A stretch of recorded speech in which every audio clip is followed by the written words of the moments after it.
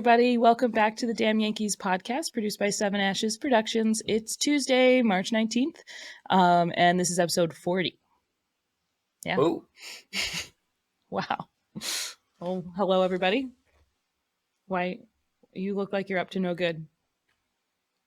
I don't trust you. So I'm guessing you're Megan. Oh, my bad. I'm Megan. That's my brother, Ryan. Hello. And over there is our baseball dummy, Cliff. Hi. It's not part of the script that you put in the chat for me. I'm episode 40. We're on episode 40. Rude. I've been tired all day. Be nice to me. I forgot to push start on my timer, so I'm gonna be behind. So you're gonna have to keep me on track. Anyway, so we have had some injury news since the last time we spoke. We're gonna save Cole for last because we have more to say about him. But Judge has not been in the lineup for a week. I know I was starting to get a little nervous. Was supposed to be in on last Wednesday. Yes. And I guess I got the Wednesday wrong. Yeah, I got the Wednesday wrong because now they're saying this Wednesday. You're watching the pod when it comes out today. So yeah, Wednesday, March 20th is supposed to be the first day that he's back in the lineup, but we will see. I don't know if you're going to say something. So he, if you don't remember, was taken out of a spring training game last week because he kind of winced after swinging. Or Sunday? Yeah, I think Monday last week. Yeah, Sunday. I think you're right. And so he was taken out of that lineup after 2 at-bats, and people were like, ooh, and they said, oh, that was totally planned to take him out after 2 at-bats. And then they said, oh, by the way, he went for an MRI as we're getting Cole news, and the MRI did come back clean, so that's very good, and it's nothing to do with those obliques, so that's very good too, because that's a lot of a harder muscle to rehab. What they did say is that his abs hurt, and that he had a, quote, mid-spring beat up. Sometimes with the words that they use for injuries, I just kind of want to laugh because... And like, Judge basically said he'd be playing right now if it was not spring training. Right. But yeah, definitely weird words used. Yeah, those hearing from Judge was, makes everybody feel a bit better because, yeah, he said you can trust Judge a little bit more when he is telling you about the injury than you can with Boone because you never know what, The royal family should take notes. Yeah. Yeah, they take notes from Boone and with how vague they are and how forthcoming they are with information about where is. I don't know what you're talking about. That picture on Instagram was real. I don't know. People said they cleared it up in AI and it wasn't her. You know how reliable AI is. And it was definitely Kate using her own Photoshop skills for it. Oh yes. And that's why it got botched. One of my favorite memes was like, oh yeah, I'd be super pissed if I was Princess Kate. I'm the one hunched over my laptop with my laptop burning through, midnight oil to Photoshop my kids. All right, baseball. I'm going to lose this pod because Megan will drag us down that rabbit hole. I did go down a huge rabbit hole with Princess Kate. I felt like my tinfoil hat was securely fastened. So Judge should be back tomorrow. Yes. Today, yes. If you're listening. Freak out if he's not. No, I'm just tomorrow kidding. For us, today for you. Yeah. He also said, his goal is to make it into the March 28th lineup, which is opening day, and that's totally fair. So, well, you can obviously be worried that maybe they're not telling you something because the Yankees never tell you the full truth. I think we don't actually worry until he's not in the lineup because his perception is if this was the regular season, I'd be playing. So feel comfortable with that. Other injury news. DJ LeMahieu. Yeah. He fouled a ball off of his foot, and it looked really painful. He couldn't stand up for a couple minutes. I think he tried, and then he kind of crumpled again, so it looked very, very painful. He went for X-rays / MRIs. They just said the imaging came back clean, which is great. No breaks, all good, except for a bone bruise that really freaking hurts. So he wasn't in the lineup And Boone has said it's pretty significant bone bruise, and they don't know if he's going to play another spring training game. Yeah, probably won't. I could see him not playing another spring training game. I could see him missing the first couple of games, at least few games. Maybe he misses the Houston series. I don't know, to make sure that his foot's okay. He's already had foot issues, but it was the other side of his foot. It was it was his toe, and he hit his heel. So these are not the same foot issues. Even though I think like half of Twitter was like, "Oh my God, I knew it." I think that was a bit of an overreaction. Obviously, it sucks because we don't really have third base depth. Right now, we already have Peraza go down. Yeah, and at the moment there is no. We really don't have backup. It's Oswaldo Cabrera opening day if they don't sign anybody else, because Van Meter and Kevin Smith are in it, and they already sent Vivas down. So. Yeah. Who was the other one that we were just talking about? That got sent down. Pereira got sent down, but that was for the outfield. Or what were we talking? What was his name? Forget. Start with a J. Oh my God. Oh, what we have currently is Jahmai Jones in the outfield. Jones. Oh, he's in the outfield. Never mind. Scratch that. Yes, you're right. He is in the outfield. He's the last remaining roster piece that's not been sent down yet. Interesting. They actually haven't put Peraza on the IL, or at least according to I saw that too. So I'm not sure what's going on there, but I mean it was pretty clear that he wasn't going to play for at least for a couple for a month or two. So that's weird. But so we don't really know who's starting third base on opening day. So cool. My bet is cool. Yeah, exactly. My bet is that they'll run with Waldo. I mean that's likely what it is. But with DJ, yeah. I'm just still curious who's going to be the fourth bench piece because. I would prefer it not be Jahmai Jones. I mean, if you look at that guy's career, like he does not deserve to be in an opening day roster. Yeah. Do you think they carry three catchers by chance? They wouldn't. Do they even have three catchers up currently? Rortvedt is still up, isn't he? Oh, is he? I think so. I would hope they wouldn't. I would. Hope there's no need for that. I mean, I know that Wells. I know that Wells. What do you call it? Tried out for left field. Did he really? Yeah, he played a few games in left field. Everybody was calling for him to be the left fielder last year, which I was like, can we not? Can we just let him catch? Can we not do that? Can we let him catch?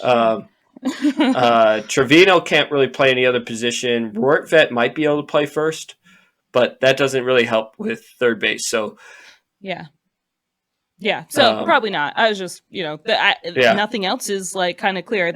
So it is interesting. We don't know who our fourth bench spot is going to be unless they make a move.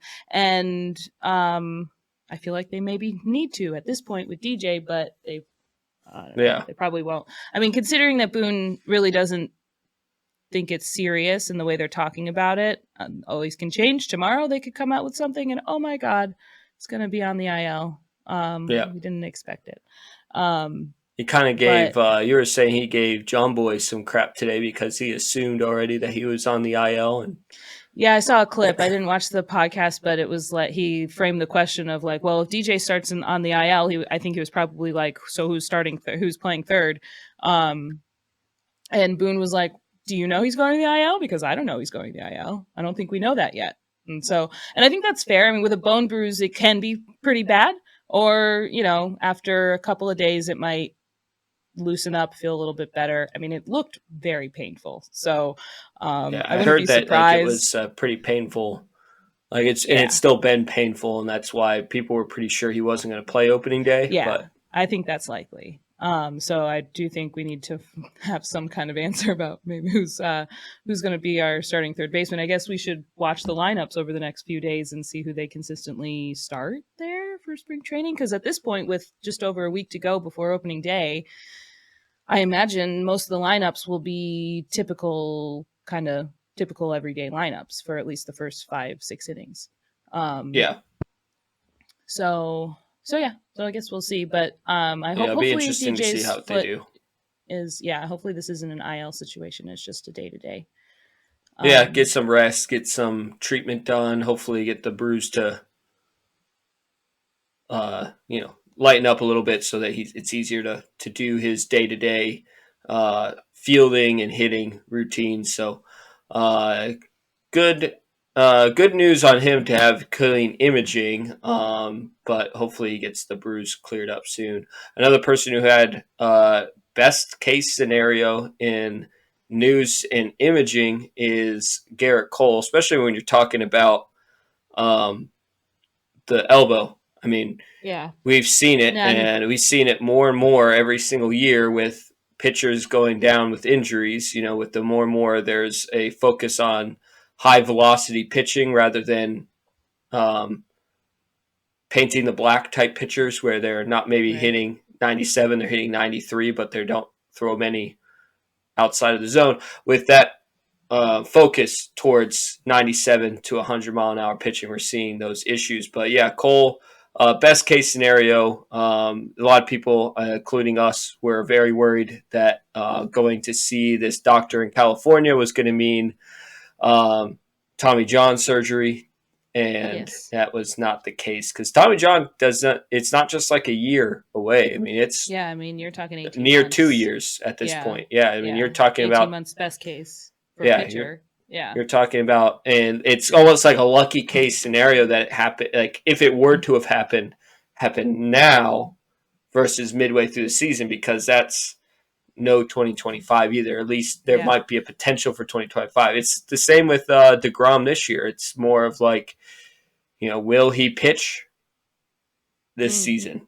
It's not a. It's a very it's a tricky injury to rehab. You have to make sure it's a lot of people come back a little stronger that for whatever reason the tendon that they use to repair. Unless you're Scott Efros. Yeah, I guess. Yeah. Or Trevino. Oh, okay. Yeah. But yes, there's a lot of pitchers who do come back stronger, look better from it. Yeah, and so it's like it's not a season or it's not a career-ending surgery or anything. That's great, but it is absolutely a huge gap, but from the time for your return. So and depending on your age too, like the Garrett Cole or Jason DeGrom, those years are not good to be missing. That's true. You're right. I mean, so it could be career ending depending on when it happens, but it doesn't necessarily have to be. But the good news is that it's not the case. No tear in the UCL, and was confirmed by the best Tommy John surgeon in the world. And he was told no throwing, no touching a ball for 3 to 4 weeks, and then he can start working his way up. But he'll still. He's still timeline is around 6 to 8 weeks with no exact timeline of return, which is pretty typical. When anything is 6 to 8 weeks, I mean, it's hard to predict anything that far out. He's got to be able to touch a ball for them to even know. Right. And so that's why they don't really want to tell you to, because they need to wait those 3 to 4 weeks and probably do some more imaging to make sure everything's healing properly. Inflammation is going down like they thought it would. And everything's on the right path. So, injuries are tricky. And this is also why sometimes when the, statements change from Boone, why people get all mad, but sometimes it's legit and it's just the way injuries occur or heal.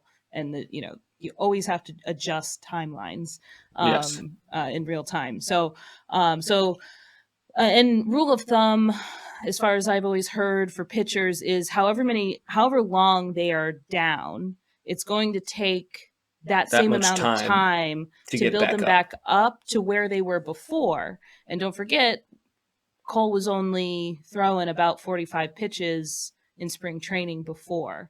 So 6 to 8 weeks gets him back to throwing 40 pitches. So they were estimating him being out for about 10 to 12 weeks. So that he could build up to being a I mean, he's likely going to go through a minor league tour. To build back up. I might be checking out when he might be playing in Tampa. That'd be pretty cool. That would be pretty cool. But so I mean that is kind of the the situation for him. So yeah, I mean it could very well be, June before we actually see Garrett Cole back in the rotation. I mean, that's very. Yeah, I mean, honestly, if we see him before the All-Star break, I think that's great. I think that is a long time, and I don't think that that's been talked about. But I just think that we're lucky to. Yeah, definitely, because it could have been a lot worse. Like it could have been even microscopic tears where it's not UCL thing, and that it was going to be, maybe by September kind of deal. Right. We'll have him back for the playoffs. Like, oh my God, no. And it's like, if we don't have him by then, are we even making the playoffs? And yeah. I mean, part of the scenarios too, where okay, it's not Tommy John surgery, but he's going to have to get I think it was a PFP. It's the same like the platelet rich or PRP, platelet rich, whatever perfusion, Judge did for his Judge toe. got for his toe. Yeah, they were talking about that's possibility that he could have had to need that if he had maybe some micro tears or something, and that's not even been on the table. About. Maybe it's still maybe it becomes on the table after 3 to 4 weeks and they see stuff, but to me it just sounded like they caught it early, at the right time. And that's part of the reason why Cole has been able to pitch so well, like pitch pretty consistently, is that I think we said it last week, Cole knows his body very well. So that also means he knows when it's not right, and he didn't pitch through it. Maybe if he did try to pitch through it, he would have tore something, and now we're sitting in a really good spot because of that. So, but obviously if he's not back until at least June, that obviously means there's quite a bit of holes to fill. We talked about it last week where basically, we only signed Stroman this offseason. We'll get into another piece of that later, what we did not sign. We were already hoping for help before Cole was going to be out for a couple months. And now Cole is out. So what does that mean? What does that look like? It's already been announced, at least the opening day answer, because that was a question that we had last week. Who was it going to be? We talked about Stroman as probably being the most deserved, but least likely to move his spot based on how things were working out over spring, which turned out to be the case because Nestor Cortez was given given that opening slot. Day honors. So he'll be the opening day starter on March 28th in Houston. And like I said, Stroman will be the home opener, like he was really looking forward to. He seemed very excited about that. So he gets to keep that spot. They did offer it to him, and he turned it down. And probably half of Yankees Twitter was understanding and was like, yeah, that I wouldn't move. I'm glad he didn't move. And the other half was calling him a prima donna. So I don't understand that either. I don't either. I mean, people were like, you should do what you need to do for the team. And it was like, but the way he would have had to move his rest days, both and for the team and for him. Like, it wasn't like he just said, fuck you, I want to play an opening day. Yeah, no, but he didn't throw a fit. He just said, I was asked, and I said, no, I want to keep my spot in the rotation the way I am and keep building. And some of it could be just a desire to go to the home opener, which I don't blame him. If he wants to be the home opener, that's freaking cool. Especially against Toronto and his old team. Exactly. Like, there's a lot of reasons why he'd want to do that, but for just a pitcher getting ready for the season reason of not wanting to screw with your schedule. I mean, pitchers are so methodical and like a lot of this stuff has already been predetermined. Like prior to Cole getting hurt, it was okay. Cole, you're the opening day starter, so in order to get you up to speed, you are going to pitch on these days. Mm-hmm. Yeah, it's already planned out. Rodon, you're 2, so these are the days you're going to be doing through spring. So that way, on the second game of the season, you are ready to go. Same with Stroman. We need to get you set up in this way. So it's easier for someone at the back end of the rotation to get up to the front of the rotation, just because you just say, okay, Cortez, you're going to skip a day here, and then you're going to skip another day here, and then that way it lines up. I think his last spring training game is today, if you're listening, in Atlanta. And then he'll have like a 6-day rest before. Correct. Yep. The the season opener. So he might get some bullpen sessions in there, but as far as maybe and maybe not. I mean, he maybe good for him to have a little bit of longer rest. He's coming off of an injury himself, season. right? Yep. So I mean, great. So I mean, I was just saying that he would do whatever it is that they do during their between starts. Of course, yeah, they're always throwing between starts, and they'll building up for that. But it looks like tomorrow is his last start of the spring training, and so it was just much easier, I'm sure, for them to get Nestor caught up than anything else. And I'm sure when Cole comes back, it'll be easy to get Nestor back to the end of the lineup rotation than to shift everything differently. Yeah, and they'll be able to shift it around however they need to when he comes back. And so another part of the rotation that helps make you feel a little bit better. Rodon looks really good lately. I think he topped out at his last start on today is Tuesday. He played yesterday. Played on Monday. So it topped out, I think, at 97. I hope I'm not wrong about that. I'm pretty sure. I think it was 97. His velocity looked up. I don't know if it was exactly 97, but that's usually his top end. So he looked good. So I'd imagine that's right. Yeah, he no hit, 5.2 innings pitched. Yeah. Well, and you saw the cool thing about that 5.2, right? No.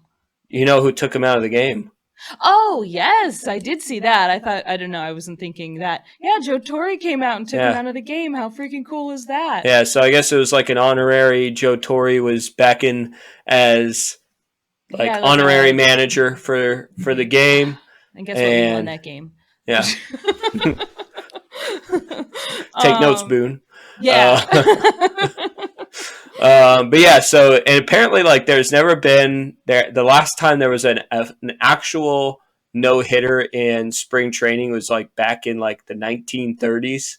Wow. Obviously people don't actually do that spring now. People got kind of smart and they said a spring training no hitter is a pointless no hitter. Yeah, we don't really care. Let's not waste any bullets. Yeah, and so they took him out of there at 5.2. They did not. I don't think it had anything to do with pitch count. I think they took him out basically to give him a standing ovation and let Torre.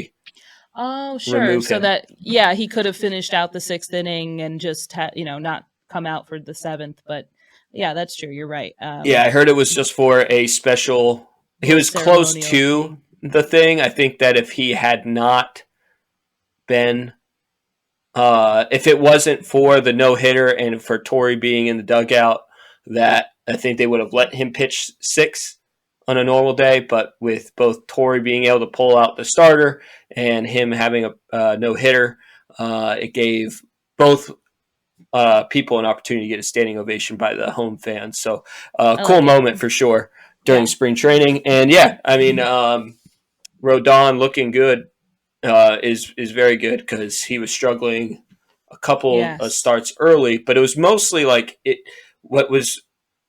people didn't realize, and I kept pointing out, I think in a lot of his starts that he didn't ERA wise or earned run wise wasn't good. It was at the end of those starts, so it was at the tail end. He got tired very quickly, and I think he's back up to speed. Which is what spring training is for too, to be able to build yourself up, get your stamina back up there and be basically he was where his stamina was, he should have been a regular season him if he was pitching like that would be a 2-inning reliever. That's how he was pitching, is basically he'd run out of gas by the time the 3rd inning started, and then people were hitting easy shots off him. So every start he's improved, it seems, for the most part. And last start was outstanding. So that's great to see, especially after getting the news that Cole is going to be out for a couple of months. But that does leave us a question on who is our 5th starter. Right. And we know who it's not. Who? Oh, we know who it's not. Sorry. I was like, what? I don't know. It's not Blake Snell. Practiced this and I didn't do it.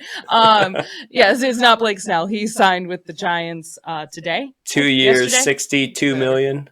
Yeah, I think it was either last night or this morning. Yeah.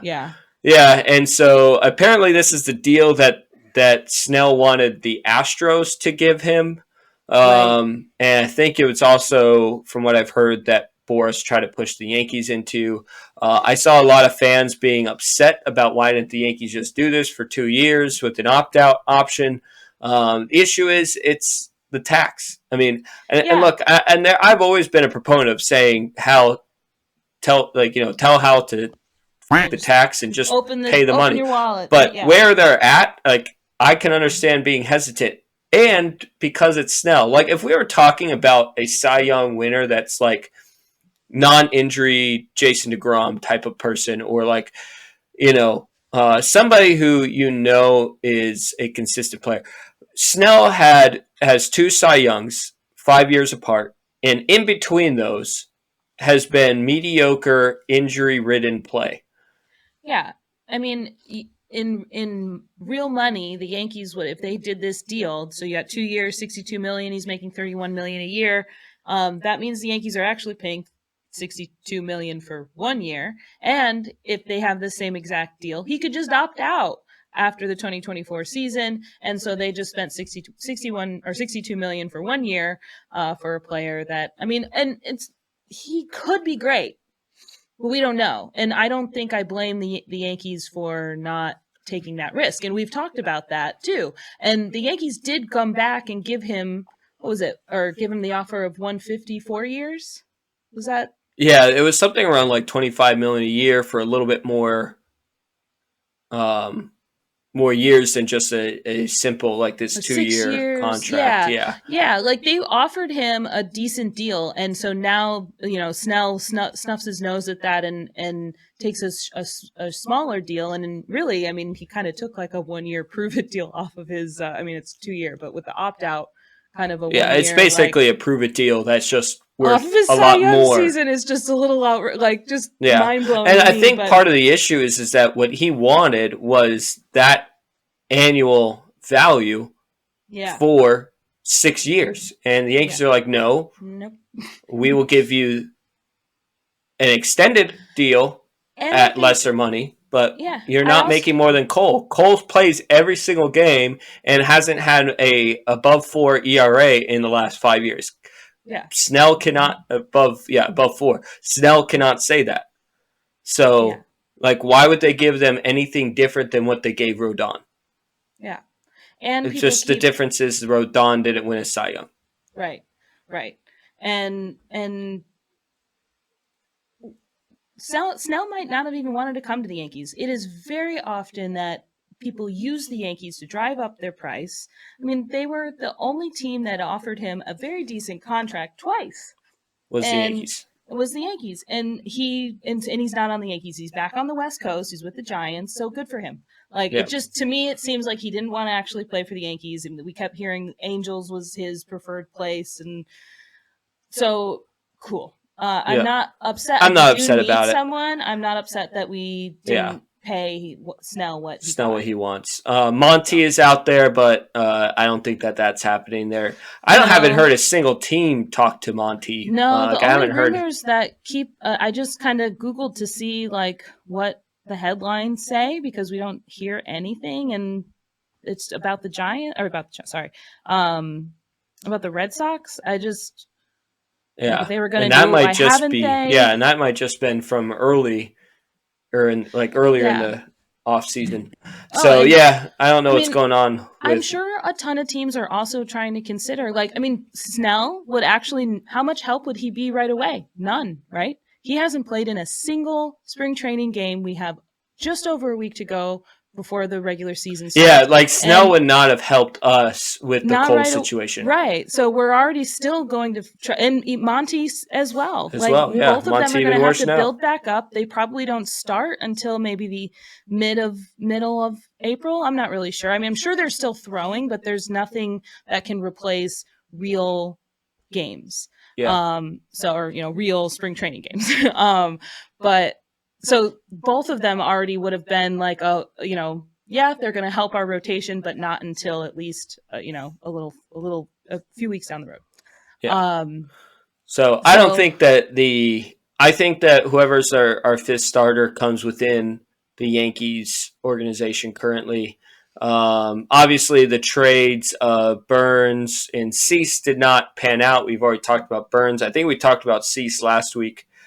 Cease headed to the Padres. The Yankees refused, to much of the chagrin of, if that's the right phrase, but to some people on, I'll allow it, on X, the grammar not guy. The grammar king approves. I'm sorry. I'm not calling you the vocab guy.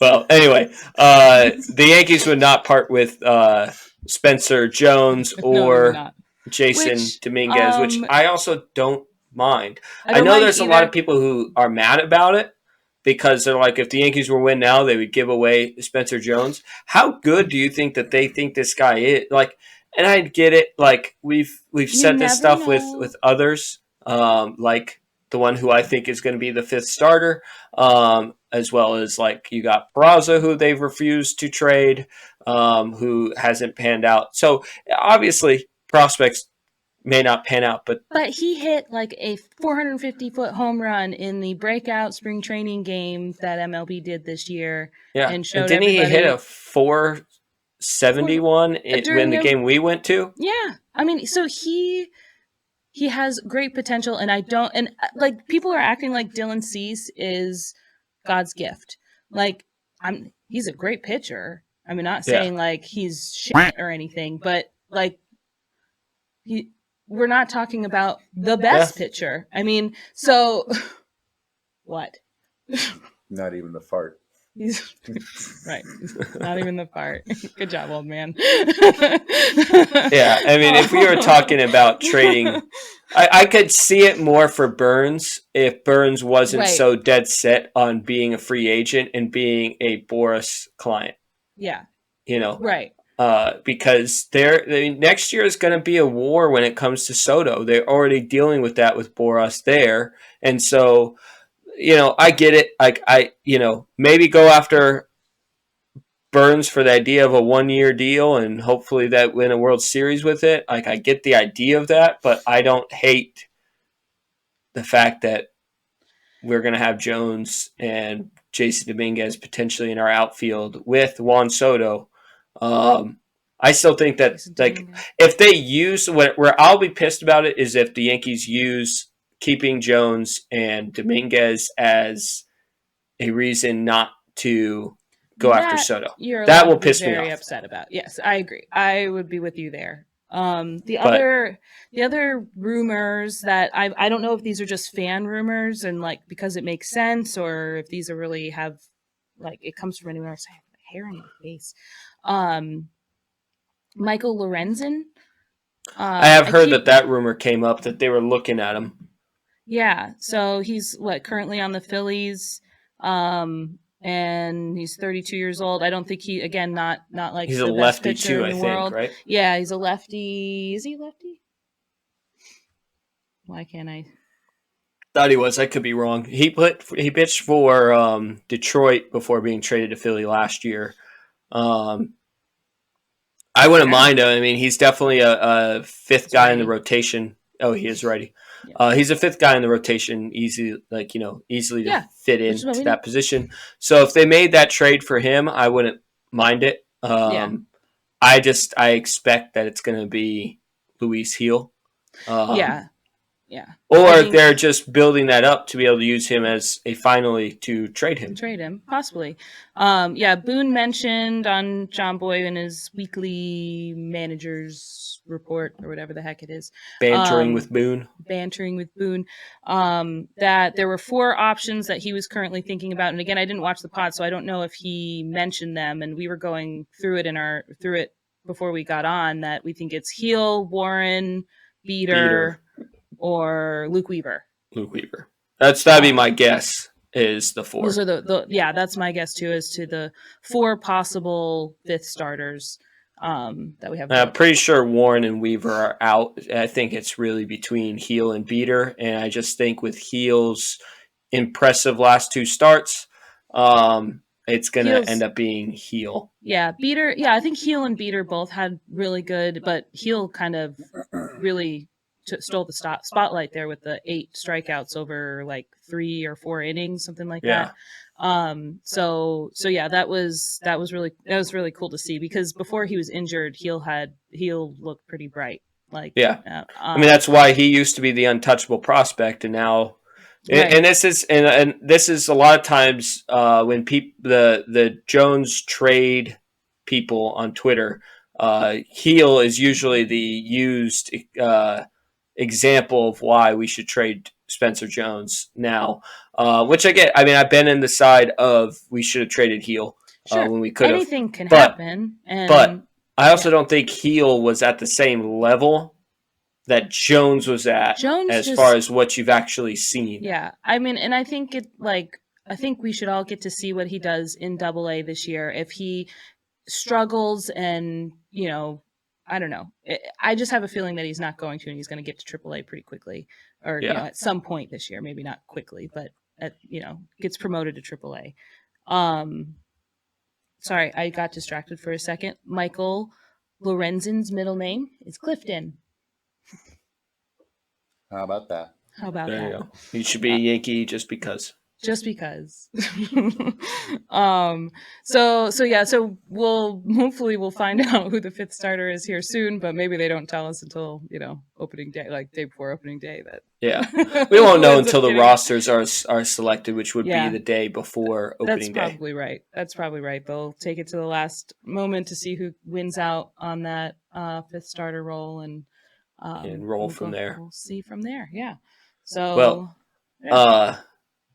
Moving off of Yankee news, a big day today in the video game MLB fans world is, and actually it's currently downloading, and hopefully there's less than an hour left. Yeah, it's been so we started pre-potting at 7:30. We probably didn't start this actually until 9 o'clock, and it's been downloading since 5 o'clock. And I don't know if it's even done yet. My wife came in and said that it still had 65 minutes left at about 8:45. So as long as that didn't add any more time, you should be pretty close to. Good thing she doesn't wait for you to go to sleep as it is.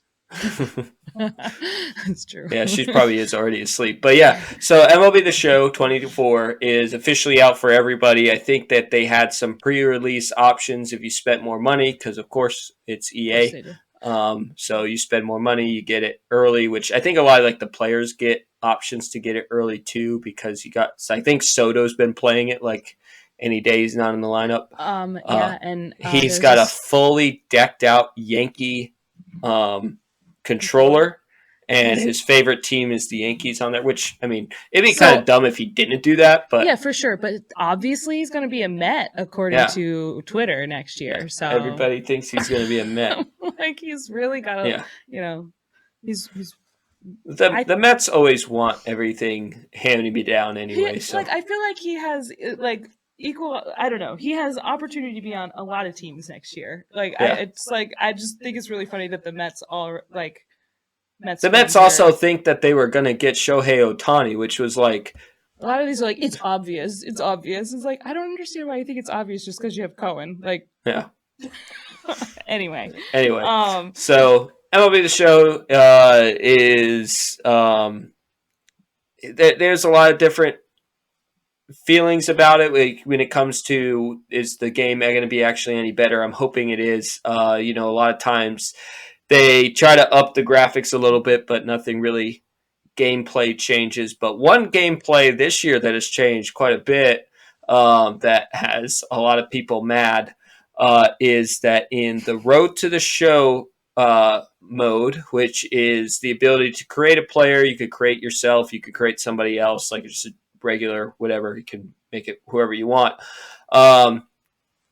You create this player, and they have to work their way up from a prospect game to being drafted to then working their way through the minors and making the team at some point.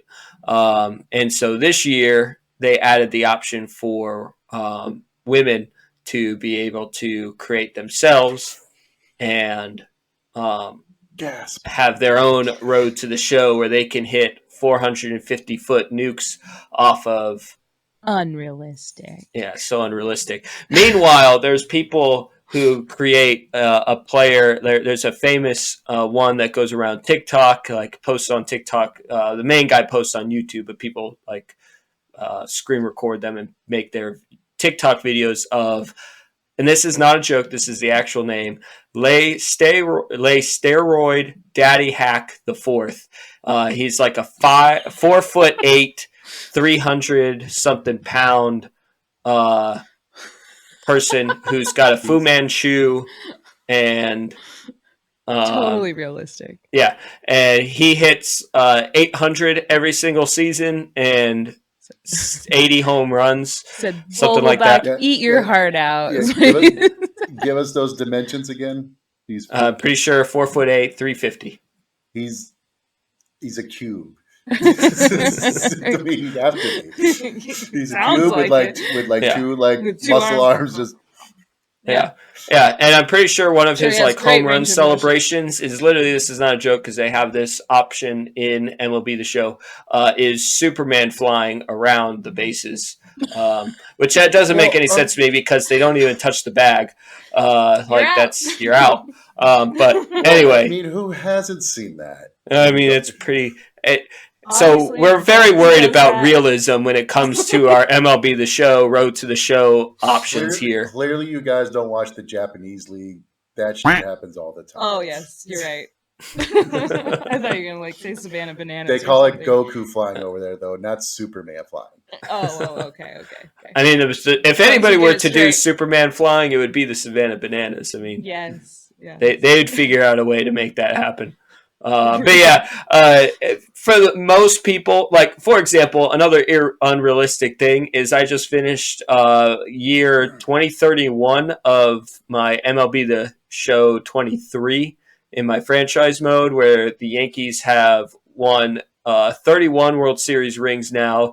Aaron Judge doesn't deal with a single injury from here on out, and he hit 600 home runs by 2031 on his last at bat of the season. Realistic.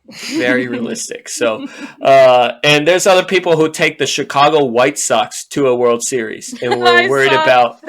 I saw that tweet. That was about realism.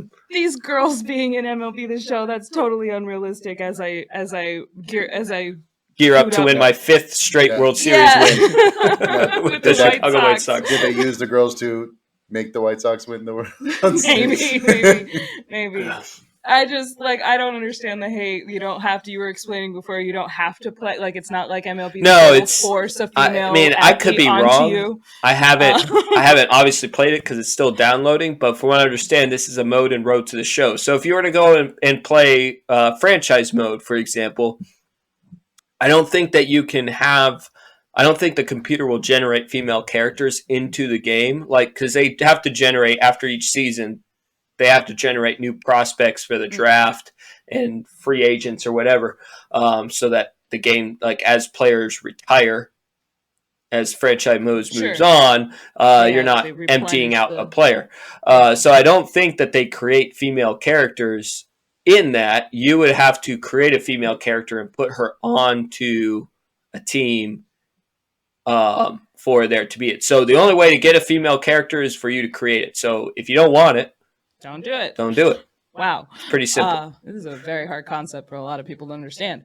But as somebody who doesn't really play video games at all, really, I think it's a pretty cool move. There's probably a lot of women, girls who are considering it just as a capitalism move. There's a whole bunch of people now that, they're going to say, oh, I never really thought about buying MLB the Show. I'm going to do so now. After all, women be shopping. Women do be shopping. I mean, so.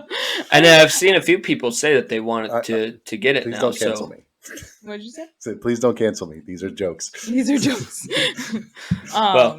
Yeah. It seems silly. I don't, obviously usually a small sect of the population is the loudest, and so I'm hoping it's not like a vast majority of people, but I don't think so. I think after the first announcement of it, it hasn't been talked about as much, so I feel like people they moved on to the next thing that makes them mad. Yeah.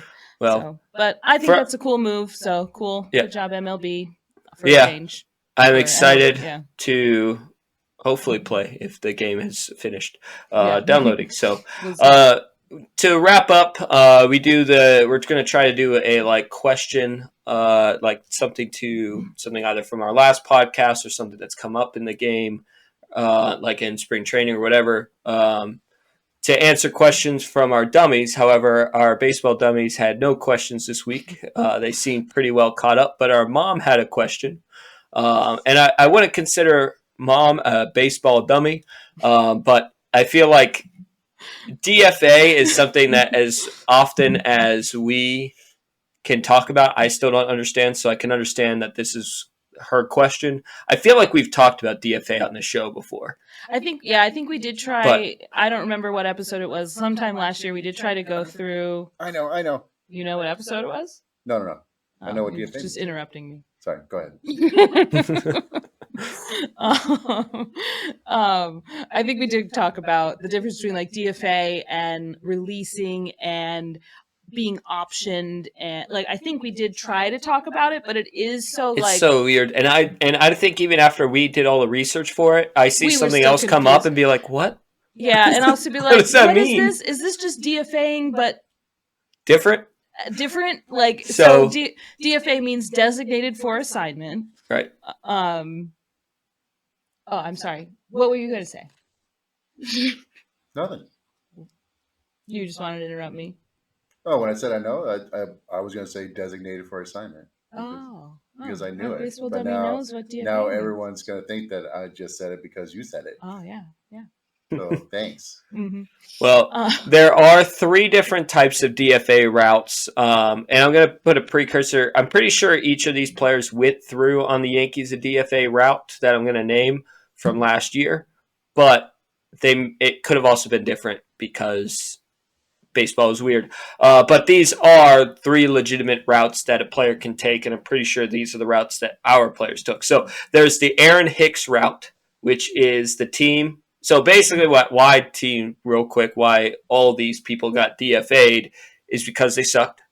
They sucked for so long that it was time to get rid of them. I think the only one that doesn't fit in this category is like someone who's a prospect, who's kind of that quadruple A prospect. If you have options left and you suck, they're just going to send you down to the minors. Right. But if you've kept going up and down, like you've gone up, and you get set back down, and you lose those options, and at this point, it's obvious that you're not going to pan out.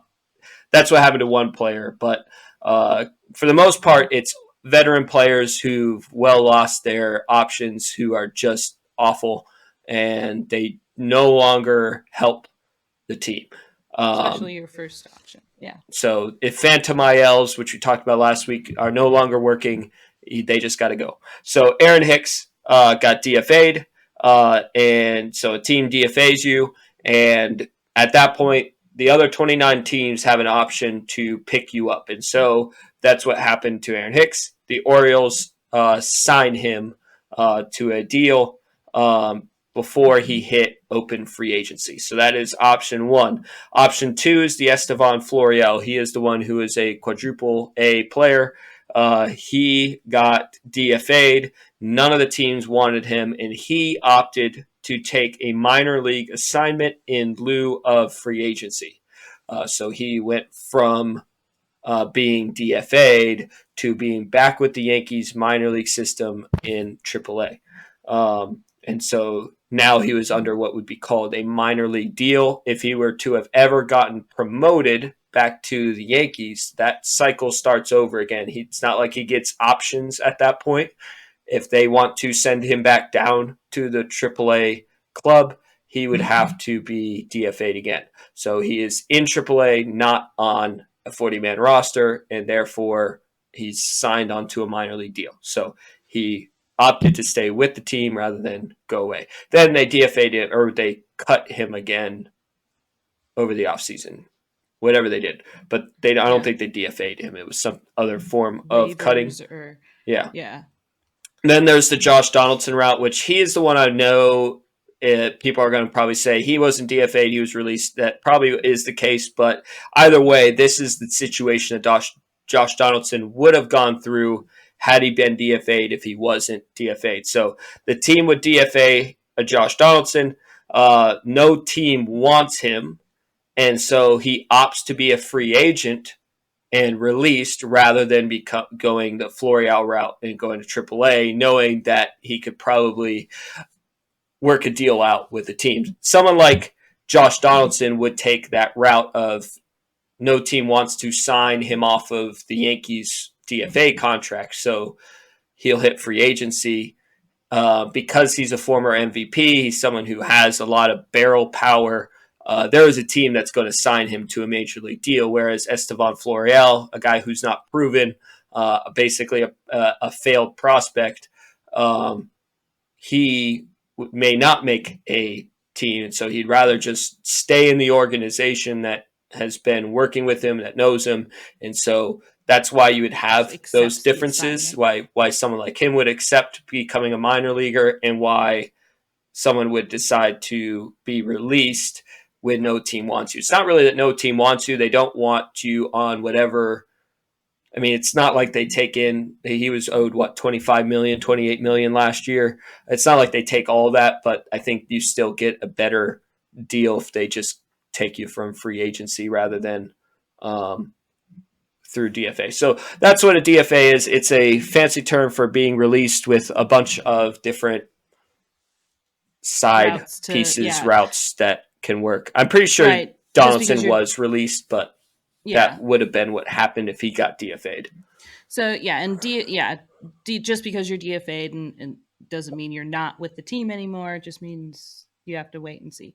But part of DFAing, I just looked up. So what I get confused about a lot is what the heck is waivers? I still don't understand the difference between DFA and released. I do think last year we looked that up, and it's a difference between like the date on the calendar, because it was like past a day in September. Now they're all released or something. And that could have been what happened with Donaldson, but I don't think it was that late, but I could be wrong. I don't remember. It was kind of late, but maybe you're right. I don't think it was that. Maybe it's a post.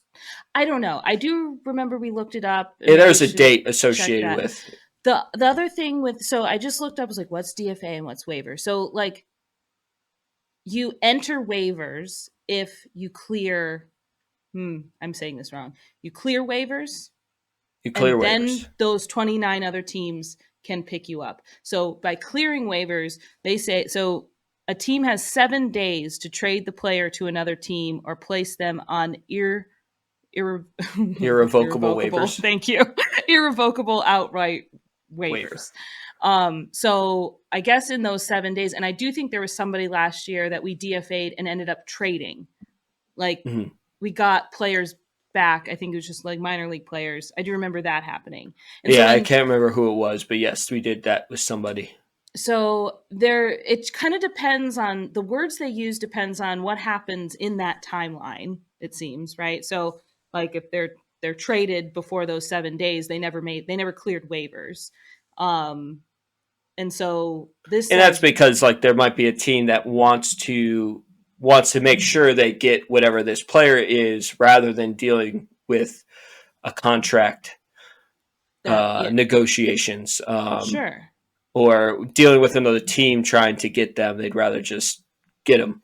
And I do understand too that like waivers works in order, like in a certain order, like almost like a draft kind of thing. Yeah. Like the best teams are not going to be able to pick players up off waivers. And I also think that if you use waivers, you get moved in that. Moved down. Or something that makes sense too. So like there's pieces of this that like would have to go into some deeper dives to understand, but in general, if somebody says they want to DFA somebody, it means they know they can't send that person down to the minors. Just it means they want them off the 40-man roster and gone. Yes. So, and so all those people, again, I wish I should have looked to clarify with Josh Donaldson. He was on that Peter of one or the other. But he, all three of these guys were people who we wanted off the roster, who in some way or another either got onto a new team or ended up in AAA and off our 40-man roster to free up space for players who we thought were going to impact the team in a better way. So that's really what DFA is to get crappy players who have no minor league options out and off the team. And based on my very quick search results, everybody, like, the terms they used for Josh Donaldson was that he was released, but they also kind of say DFA'd. So and that's what was confusing. And it's what's confusing when it comes to release in general, because technically, if you looked up Aaron Hicks, I know Aaron Hicks was DFA'd. Yes, he was. But when you look it up, it says Aaron Hicks was released by the Yankees. So I think that there is some difficulty with knowing how to actually. But that's why I wasn't sure 100% whether or not Josh Donaldson made it to DFA. Like, I know Hicks got DFA'd, and basically the Yankees released him to the Orioles because that's who claimed him. But they wouldn't use claim because he wasn't on waivers. So it's a big, confusing, jumbled mess when it comes to DFA. But it's they released Donaldson at the end of August. All the reports are from August 29th. So okay, it was almost so maybe he didn't hit DFA. He wasn't DFA, but because maybe it has to do with like the September call-ups, and I don't know, but. There's so many weird things when it comes to it, but those are like whether or not the Donaldson part actually happened. That is a route that happens with DFA. Either way, we were all like dancing around because he was gone. Yes, that's all we cared. So that is also true. So I'm gonna wrap things up here because we are under an hour, and I want to get through the closeout before the hour hits. So thank you for everybody who listened. Thank you, Mom, for listening and giving us a question for this week to further explain DFA, because I feel like I'm still have questions myself. We still don't know. But I hope it cleared things up a little bit. So thank you for listening. Thank you, everybody who listened, and follow us. First subscribe and continue to listen to us on Spotify and YouTube. So hit those subscribe buttons, hit the notification buttons to keep up to date. Check out our Instagram, X, Twitter, Threads accounts at @DamnYanks_pod. We post a lot of content, shorter clips of these videos, as well as the links to the full pods there. And then same thing on Facebook at @DamnYanksPod to keep up to date with us as well there. So thanks again for listening to us, and see ya. See ya.